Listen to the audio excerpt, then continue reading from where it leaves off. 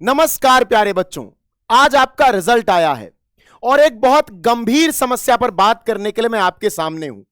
वर्ष भर हम आपको समझाते रह गए, मनाते रह गए, बताते रह गए कि पढ़ाई कर लो, लेकिन आपको तो अपने तरीके से अपनी जिंदगी जीनी थी। आपको तो पढ़ाई से कोई मतलब ही नहीं था। आपको तो लगता था कि 2 महीने लास्ट में पढ़ेंगे और टॉपर बन जाएंगे, लेकिन बिल्कुल उसका उल्टा हुआ। आज आप कह रहे हो कि आपकी कॉपी गलत चेक हुई, आपको ठीक से नंबर नहीं मिले। हो सकता है ऐसा हो सकता है आपकी कॉपी गलत चेक हुई हो सकता है आपको पूरे नंबर ना दिए गए हों। उसकी व्यवस्थाएं हैं, उस पर बात कर लेंगे, लेकिन एक बार खुद से पूछो कि क्या तुमने साल भर इस रिजल्ट को दिया है? क्या तुमने साल भर अपनी पढ़ाई को दिया है, उस सपने को दिया है जिसकी उम्मीद तुम आज कर रहे हो?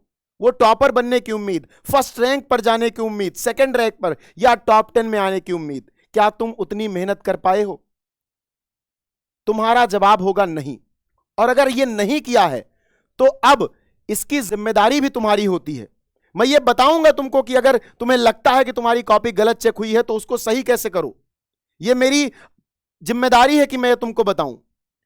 बहुत सारे लोग जो तुमको साल भर बरगलाते रहे, साल भर सही जगह पर नहीं पहुंचने दिया, तमाम तरीके के प्रलोभनों को तैयार करके उन्होंने तुम्हारे सामने पेश किया और तुम उस गिरफ्त में आ गए। आज वे तुम्हारे कमेंट सेक्शन पर ध्यान नहीं दे रहे हैं। मैं सभी यूट्यूब चैनल्स पर जहां तुम अपना समय बर्बाद करने जाते हो, मैं घूम रहा था, मैं देख रहा था कि तुम पर कोई ध्यान नहीं दे रहा है, लेकिन वे सारे कमेंट्स मेरे लिए जरूरी थे। क्योंकि जब हम ये कहते हैं कि ये हमारी जिम्मेदारी है, UP board Hindi medium Vidyakul की जिम्मेदारी है यूपी बोर्ड के हर एक बच्चे को जागरूक करना, तो हम केवल कहते नहीं हैं। आज त्योहार का दिन है, लेकिन वो मायूसी जो हमारे कुछ बच्चों में है वो भी हमारे ही हिस्से है। हमें अमृत के साथ वो विष भी पीना है, उसको भी करेक्ट करना है। तो अब यह ध्यान रखना कि मान लो तुमसे गलती हो गई है, मान लो तुम किसी प्रलोभन, किसी बरगलाने में फंस गए, लेकिन तुम्हारे बाद के लोग ऐसा ना करें। तुम्हारे छोटे जिनको तुम समझा सकते हो, क्योंकि अब यह तुम्हारी जिम्मेदारी है। हम तुम्हें समझाते हैं, तुम अपने से छोटों को समझाओगे कि वो सही जगह पर पढ़ाई करें, व्यवस्थित पढ़ाई करें, उन शिक्षकों के साथ पढ़ाई करें जिनकी एक लंबी लेगेसी रही है, जिनका एक लंबा इतिहास रहा है। केवल रिजल्ट देने का नहीं बेटा। जाओ हमारे वीडियोस के कमेंट सेक्शन देखो, उन क्लासेस के जो आपके एग्जाम टाइम पर नहीं वर्ष भर चलती हैं। तब तुम्हें पता चलेगा कि बच्चों को क्वालिटी कंटेंट कैसे दिया जाता है, उनको समझाया कैसे जाता है, पढ़ाया कैसे जाता है। यह सब कुछ पब्लिक है, कुछ छुपे हुए कमरे में नहीं है। और आप उन लोगों को भी जानते हो जो प्रलोभनों, बरगलाने और तमाम प्रकार के इनामों के आधार पर तुम्हें खरीदना चाहते हैं, तुम्हारे बाल मन को खरीदना चाहते हैं। यह तो एक बात हो गई। अब हम उस पर आते हैं कि अगर तुम बहुत गंभीर हो इस बात को लेकर के कि तुम्हारा कॉपी गलत चेक हुआ है, तुम्हें गलत नंबर दिया गया है, तो तुम क्या करो? तो यूपी बोर्ड में एक ऑप्शन होता है कॉपी रीचेकिंग का। इसका एक फॉर्म आता है, पूरी डिटेल में बात करेंगे, एक एक टॉपिक तुमको बताऊंगा, ध्यान से सुनना, क्योंकि इसके बाद तुम पूरी तरीके से अपने आप को एक बार और रीचेकिंग में डालने वाले हो, एक बार और अपने आप को आजमाने वाले हो। बेटा इसमें फीस भी लगती है, तो ये आर्थिक जोखिम का भी है। मान लो तुमने फॉर्म भर दिया और तुमने केवल इसलिए भर दिया क्योंकि तुम घर पे झूठ बोले थे कि नहीं मैंने बहुत अच्छा लिखा था, तो फिर तुम्हारा पैसा बर्बाद हो जाएगा।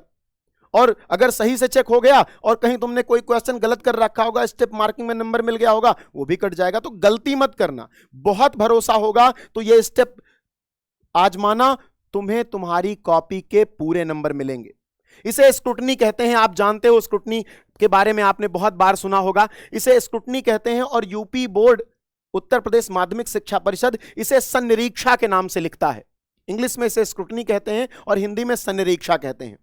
अब इसका फॉर्म कब आता है, यह सबसे बड़ी बात है। तो अब आपका रिजल्ट आ गया है, रिजल्ट आने के 4-5 दिन के अंदर ही फॉर्म आ जाता है, क्योंकि इसका सीधा संबंध रिजल्ट से है। रिजल्ट आया, बच्चे ने देखा, कहा कि ये तो मेरा नंबर कम हो गया, अब वो भाग के कहां जाए? तो आयोग कहता है कि भाई हम 4-5 दिन के अंदर आपको यह व्यवस्था उपलब्ध करवा देते हैं कि आप तुरंत अपना दावा पेश करो और हम उसको फिर से चेक करवाएं। लेकिन यह थोड़ी लंबी प्रक्रिया है, थोड़ी समझने वाली प्रक्रिया है, इसलिए हर एक स्टेप को समझना। इसमें सब कुछ ऑनलाइन ही नहीं होता, आधा काम ऑनलाइन है, आधा ऑफलाइन। जब तक नहीं समझोगे गलती हो जाएगी। ठीक है, फॉर्म की फीस कितनी होती है, ये दो चीजें बहुत जरूरी हैं कि फॉर्म आता कब है। तो रिजल्ट आने के 4-5 दिन के अंदर माध्यमिक शिक्षा परिषद की वेबसाइट पर आ जाता है। आपने वेबसाइट देखी है, ये वेबसाइट है, यहीं पर जैसे आज आपका रिजल्ट दिख रहा है वहां पर स्क्रूटनी का फॉर्म दिखेगा, इस प्रकार का स्क्रूटनी का फॉर्म दिखेगा, यहां हाई स्कूल की स्क्रूटनी के लिए और यहां पर आपका दिखेगा इंटरमीडिएट की स्क्रूटनी के लिए, और यहां पर एक ट्रेजरी चालान का ऑप्शन भी दिखेगा आपको। अभी बताऊंगा कि इसका क्या उपयोग है। तो आपका जो फॉर्म है वो 4-5 दिन के अंदर आ जाता है और आपको प्रत्येक सब्जेक्ट के लिए, आपके 12th में 5 सब्जेक्ट हैं, आप 10th के बच्चे हो अगर देख रहे हो तो उसमें 6 सब्जेक्ट हैं, हर एक सब्जेक्ट के 500 रुपए लगते हैं। 500 रुपए हर एक सब्जेक्ट के। ध्यान से सुनना, अगर पांचों सब्जेक्ट की स्क्रूटनी करवा रहे हो, करवा सकते हो पांचों की, लेकिन पांचों की करवा रहे हो तो आपके 2500 रुपए लगेंगे। ये समझ लेना बहुत ठीक से, प्रत्येक सब्जेक्ट के 500 रुपए और रिजल्ट के 4-5 दिन बाद फॉर्म आ जाता है। ये दो बातें बहुत जरूरी जो आपको पता चल गई। फॉर्म आता कहां है?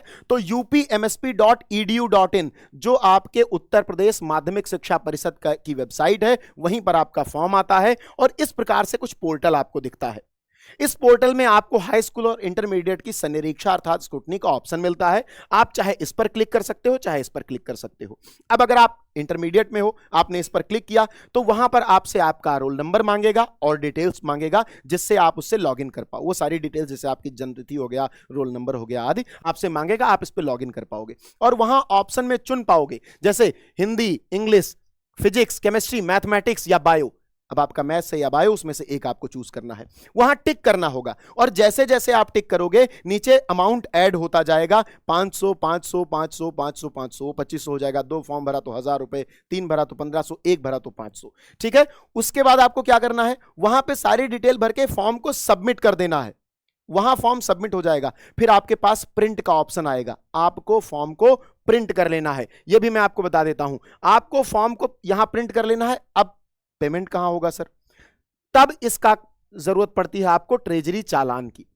ट्रेजरी चालान आप प्रिंट करोगे, ट्रेजरी चालान यहां पर क्लिक करोगे, वो प्रिंट के रूप में आपके पास आ जाएगा। अब आपके पास ये सुविधा नहीं होगी तो आपको किसी साइबर कैफे जाना पड़ेगा, तो वहां जाओ और उससे कह दो कि ट्रेजरी चालान को प्रिंट करके दे दे, वो आपको दे देगा। फिर आप किसी बैंक जाओगे, किसी भी बैंक, आपके पास एसबीआई है, आपके पास एचडीएफसी है, आपके पास बैंक ऑफ बड़ौदा है, किसी भी बैंक में जाओगे और वहां माध्यमिक शिक्षा परिषद उत्तर प्रदेश प्रयागराज के नाम से जितने सब्जेक्ट में आपको करेक्शन करवाना है, मान लो किसी को फिजिक्स में और केमिस्ट्री में करेक्शन करवाना है, कॉपी चेक करवानी है, तो आप फिजिक्स के 500 हो गए आपके और आपके केमिस्ट्री के 500 हो गए, दोनों मिलाकर आपके 1000 हो गए बेटा, 1000 रुपया हो गया। और इस 1000 का आप चालान बनवा लोगे। आपको कुछ नहीं करना, बैंक में जाना है और आपको बैंक वाले से कहना है कि भैया 1000 का चालान बना दो माध्यमिक शिक्षा परिषद उत्तर प्रदेश प्रयागराज के नाम से। वो आपसे 1000 रुपए लेगा, आपसे कहेगा 2 घंटे बाद आना, वो आपको एक पर्ची थमा देगा, वो पर्ची लेके चलाना, वही चालान है। अब उस चालान का क्या करना है, मैंने आपको बताया कि यहां पर आप इंटरमीडिएट वाले कॉलम पे क्लिक करके पूरा फॉर्म सबमिट कर चुके हो। सबमिट करने के बाद इस फॉर्म का प्रिंट आउट ले चुके हो जो यहां पर आपने भरा इंटरमीडिएट वाला, और आप चालान का प्रिंट आउट लेकर के उसको बैंक से चालान बनवा चुके हो अपने पैसे का। अब ये 2 चीजें आपके पास आ गई, ठीक है, ये 2 चीजें आपके पास आ गई। एक तो आ गया बेटा आपका फॉर्म, एक तो आपका आ गया फॉर्म का प्रिंट आउट, फॉर्म का प्रिंट आउट आपके आ गया, और दूसरा आपके पास क्या आ गया, दूसरा आपके पास आ गया आपका चालान। ठीक है, आपके पास आपका दूसरा ऑप्शन, दूसरी चीज क्या आ गई, चालान। इन दोनों को आपको भेजना है। कहां भेजना है? फॉर्म भरने के बाद आपको फॉर्म का प्रिंट आउट निकालकर चालान की एक प्रति के साथ संबंधित जिले के माध्यमिक शिक्षा परिषद के क्षेत्रीय कार्यालय के पते पर भेजना है। अब एक और टेक्निकल ग्लिच पैदा हो गया। क्षेत्रीय कार्यालय क्या होता है? तुमने तो माध्यमिक शिक्षा परिषद सुना था। उत्तर प्रदेश बहुत बड़ा है, तो माध्यमिक शिक्षा परिषद अपने कार्यों को स्मूथली करने के लिए, आसानी से करने के लिए, तुम तक आसानी से पहुंचने के लिए तमाम क्षेत्रीय कार्यालय बनाता है। 4-5 मंडल को इकट्ठा करके एक कार्यालय बना दिया, 4-5 मंडल को इकट्ठा करके एक कार्यालय बना दिया। तो सबको दौड़ दौड़ के प्रयागराज नहीं आना है। अब सोनभद्र का बच्चा है, वो दौड़ के प्रयागराज आए, अच्छा लगता है? सहारनपुर का बच्चा है, दौड़ के प्रयागराज आए, अच्छा लगता है? तो इस दूरी को कम करने के लिए क्षेत्रीय कार्यालय बनाए गए। अब ये कहां कहां है? तो ये इनकी लिस्ट है। प्रयागराज मुख्यालय भी है और प्रयागराज का क्षेत्रीय कार्यालय भी है। इनकी जिम्मेदारी प्रयागराज, मिर्जापुर, चित्रकूट मंडलों की है। ऐसे ही मेरठ है, इनकी जिम्मेदारी मेरठ, सहारनपुर, मुरादाबाद मंडलों की है। जिले नहीं कह रहा हूं, मंडल। एक मंडल में 4 से 5 जिले आते हैं, उस हिसाब से आप देखना। इनका पता क्या है? आप नॉर्मली भर दोगे क्षेत्रीय कार्यालय यूपी बोर्ड मेरठ, ये इनके पते पर पहुंच जाएगा। ऐसे बनारस है, वाराणसी, तो वाराणसी, गोरखपुर, आजमगढ़, बस्ती मंडल है। क्षेत्रीय कार्यालय यूपी बोर्ड वाराणसी आप कर दोगे। 2 नए कार्यालय बने हैं, गोरखपुर और बरेली। अब आपको ये जिले, इनको मंडल आवंटित किए जा चुके हैं। तो अगर आप यहां नहीं भेज पा रहे हो, मान लो आपको गोरखपुर का नहीं पता है, बस्ती का नहीं पता है, तो आप इन कार्यालयों में भेज सकते हो। जहां भी आप भेज दोगे आपका काम हो जाएगा, अगर आप इन दोनों के अंतर्गत आते हो। अगर यहां भी भेज दिया तो भी हो जाएगा। अब इसका करना क्या है सर, तुम्हें इनमें से किसी एक का पता लिख लेना है। जैसे यूपी बोर्ड मुख्यालय सिविल लाइंस प्रयागराज, इसको एक पेपर पे लिख लिया, दोनों प्रिंट आउट तुम्हारे पास हैं। तुम पहुंच गए डाकघर या जहां से स्पीड पोस्ट होता है, तुमने उनको पता दिखाया और उनसे कहा कि ये 2 पन्ने मुझे भेजने हैं टाइम से पहले, और उसको फोल्ड करके वो एक लिफाफे में रखेगा, उस पर तुमसे पता लिखवाएगा, लिख देना, उस पर तुम्हारा भी नाम, मोबाइल नंबर और पता लिखेगा। उसके बाद एक स्लिप चिपकाएगा और तुमसे कुछ रुपए लेगा और कह देगा ठीक है टाइम पर पहुंच जाएगी। बस इतना काम है। अब यहां पर 2 चीजें हैं, एक तो तुमको ऑनलाइन करना है, दूसरा तुम्हें ऑफलाइन करना है, यानी तुम्हें भेजना भी है। इसलिए यह थोड़ा पेचीदा मामला है। इसलिए अगर यह वीडियो एक बार में तुम्हें नहीं समझ में आई हो, तुम यहां तक पहुंच गए हो, तो दोबारा देख लेना। मैं ये समझ सकता हूं कि हो सकता है पहली बार में बहुत सारी चीजें तुम्हारे दिमाग में ना घुसी हो, तो दोबारा देख लोगे, ये समझ में आ जाएगा। बहुत सिंपल प्रोसेस है समझ लेने के बाद, लेकिन बिना समझे बहुत कठिन प्रोसेस है। ठीक, तो अपने क्षेत्रीय कार्यालय में इसे भेज देना और तुम्हारी कॉपी रीचेक हो जाएगी। तुमको तुम्हारी कॉपी रीचेक होने के बाद इंफॉर्मेशन प्रोवाइड कर दी जाएगी आयोग के द्वारा। तो तुम्हें इंतजार करना पड़ेगा 10 से 15 दिन का। उसके बाद तुम्हें एक नोटिफिकेशन, एक सूचना मिल जाएगी जिसमें यह बताया जाएगा कि तुम्हारी कॉपी चेक हुई, तो तुम्हारे नंबर बढ़े या घटे। लेकिन फिर से मैं कह रहा हूं, पहले खुद से पूछना, पहले खुद से पूछना। और जब तुम्हारा अंतर्मन यह इजाजत दे तो तुम केवल पैसा बर्बाद नहीं कर रहे हो, केवल इसलिए कि तुम्हारे पापा के पास 2,500 रुपए हैं इसलिए 5 की स्क्रूटनी करवा लो, इसलिए मत करवाना। क्योंकि तुम एक बार पूरा साल निकाल चुके हो, तुम जानते हो तुमने कितनी मेहनत करी है। तो यह पूरा प्रोसेस है, इसको एक बार देख लेना। और फिर से एक बात और मैं तुमसे यह निवेदन करूंगा कि तुमसे जो छोटे बच्चे हैं, अब उनको इन प्रलोभनों, इन बरगलाने के चक्कर में मत पड़ने देना। उनसे उनके साल भर की मेहनत करवा लेना, जिससे वो एक अच्छे रिजल्ट के लिए तैयार हो सकें, वो टॉपर बनने का सपना देख सकें। और केवल सपना ना देखें, एक लक्ष्य बनाएं और उसे पूरा करें। और UP board Hindi medium Vidyakul के प्लेटफॉर्म से 2026 में उनके नाम का अनाउंसमेंट हो, हम उनको सम्मानित करें। तो आप इसको बहुत ध्यान से देखो, अपने उन सभी साथियों के साथ शेयर कर दो जिनको लगता है कि उन्होंने कॉपी में लिखा तो बहुत था लेकिन नंबर कम मिले। हम मिलेंगे अगले इंफॉर्मेशन के साथ। बहुत धन्यवाद।